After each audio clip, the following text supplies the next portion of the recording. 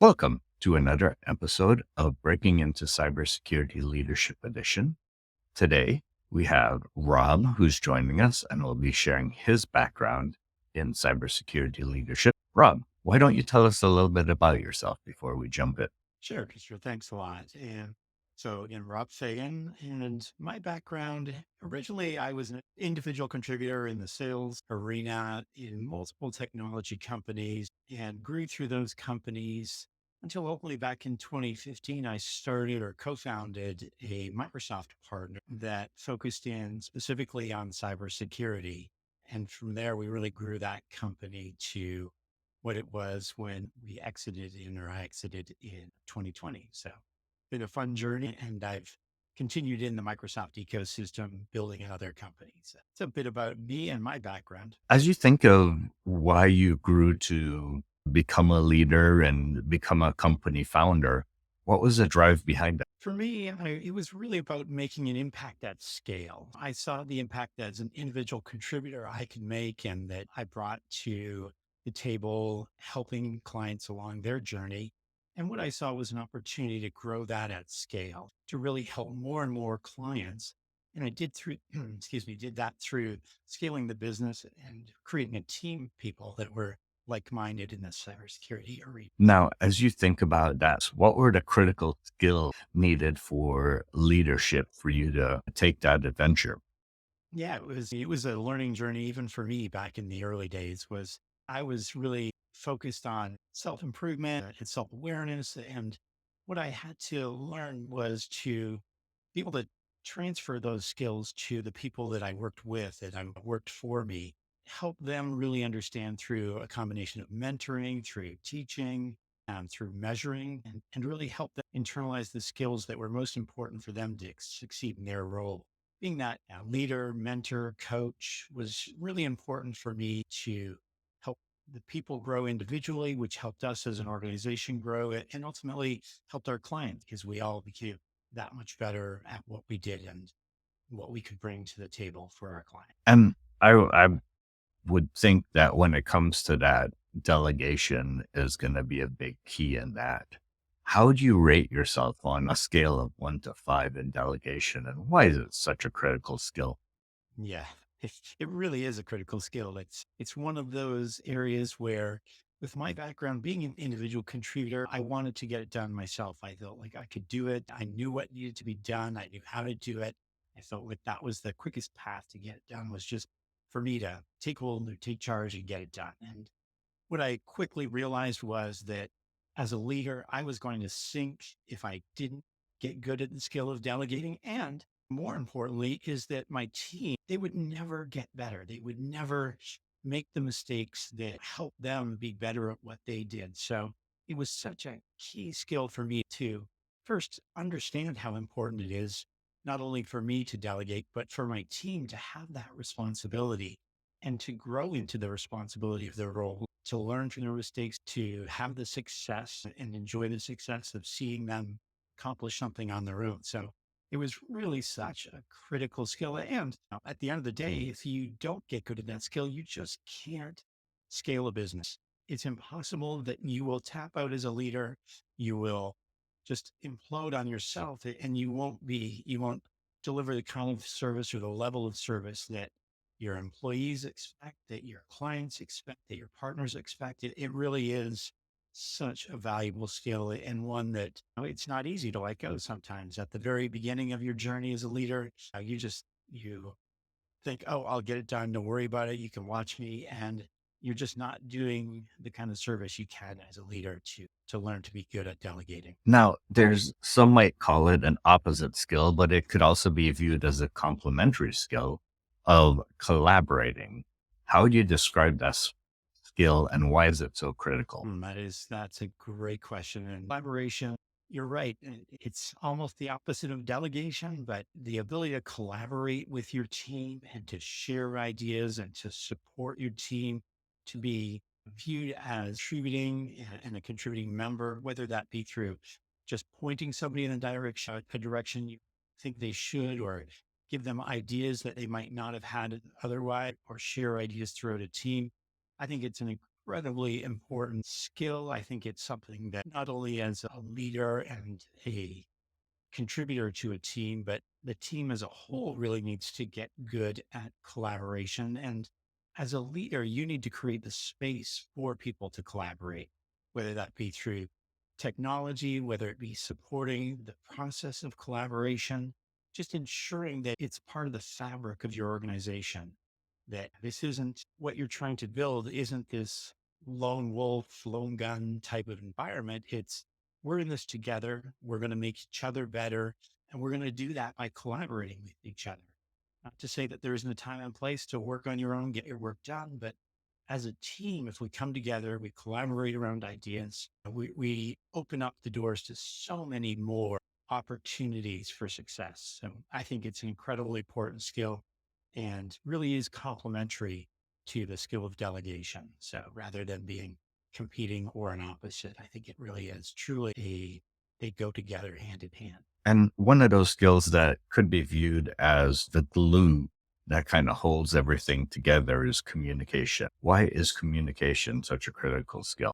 I think you're right. I think it is by far the number one skill, the ability to communicate in all areas of a relationship or all components of a relationship, whether it be positive communication, sharing that you are going in the right direction, you're doing great work, you're really making an impact in your role, in the company, for your clients. I think that's huge for people to hear that. But communication isn't just all about the good stuff. Communication also has to be the positive feedback and the negative feedback. The feedback of there's areas that I see as your leader, as your coach, that you might be able to improve and give people direction, communicate that direction in a way that they are able to hear it, they're able to internalize it versus just, hey, you're not doing a good job, do better, or you're right. It's, hey, you're doing a good job in these areas, but I think there's an area for you to improve or areas for you to improve. And some of the things that I see that I think we could do differently together or that you can look at changing on your own. It's such a valuable skill.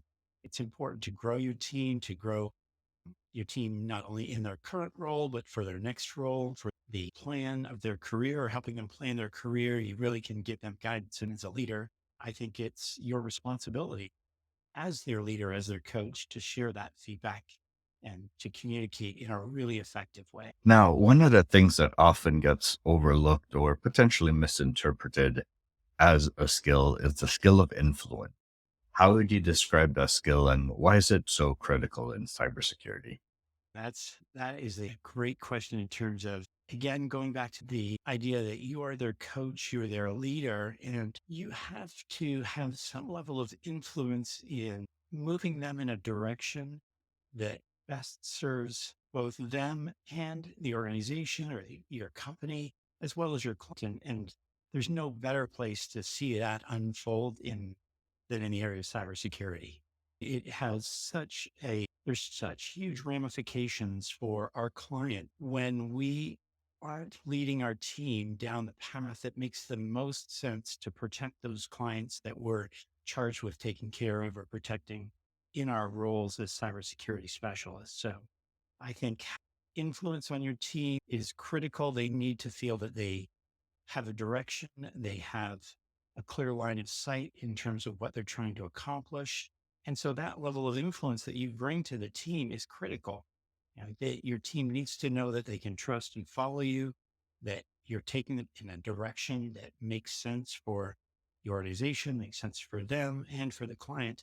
And so that's why influence, in my opinion, is such a critical skill. You can create a direction for people. And I think a lot of individual contributors and employees are looking for that. They appreciate the direction and the influence in their careers and in their journey as people. So I think it is again, another very important skill as a leader. And another skill that comes up very often is the skill of networking. Not necessarily networking with computers or devices, but networking with the people that we interact with in the company or that we sell to. Why is it so critical? Yeah, I think just as a life skill, some people think when they hear the term networking or going to a networking event, they think salespeople. And that's There's some truth to that, that as a salesperson or an individual contributor on a sales team, that networking can be a very important skill. But in my opinion, it's a skill that is beneficial to everyone. When you have the ability to network with other people, you gain insights that you may never have had.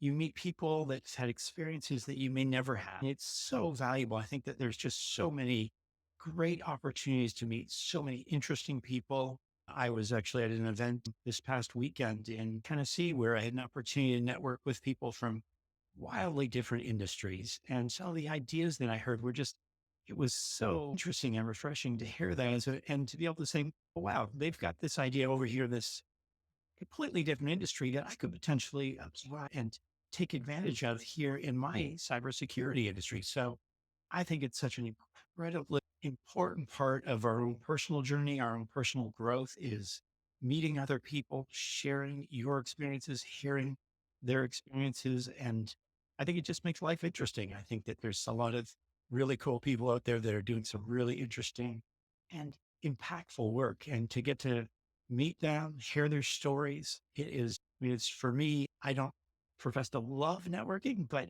I do it because there is so much benefit from it. I get personally so much pleasure out of doing it after I get over the initial hurdle of making that awkward introduction or walking up to someone I don't know. But when you move past that and you see the value you get out of it and the value you can share with people, I think it's amazing. I think that everyone should make it part of their own journey. And as we approach the end of this podcast, what advice would you give to future cybersecurity leaders that are looking to grow in the field or join the field?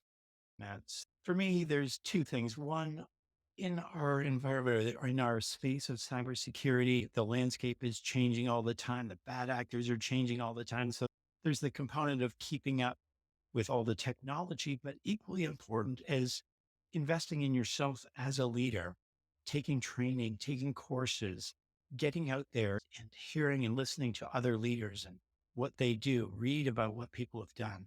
It's so important to continue to focus on your personal growth, not just from a technical perspective and not just in the cybersecurity arena, but as a person in general, focus on what you can do to better yourself and to become a better leader. For me, that has been a big part of my journey is I invest heavily in my education. I invest in coaching for myself personally. I love to read and just to hear all these different opinion and perspectives on leadership, on personal growth. So I would encourage anyone that is considering a journey in the cybersecurity field to take seriously both the technology and the landscape of the cybersecurity arena, but equally as important is to focus on yourself and your own personal growth and your personal journey. So that would be my number one piece of advice is education in all aspects of your life. Yes, that's definitely an all important aspect is to have that continuous education. And that's why shows like this are really helpful. So everyone, thank you for joining us on another episode of Breaking Into Cybersecurity Leadership. And if you have other great leaders that you'd like to have come on, feel free to share this with them and share this with future cybersecurity leaders as well. That way they can see this and learn from it and grow in their own careers.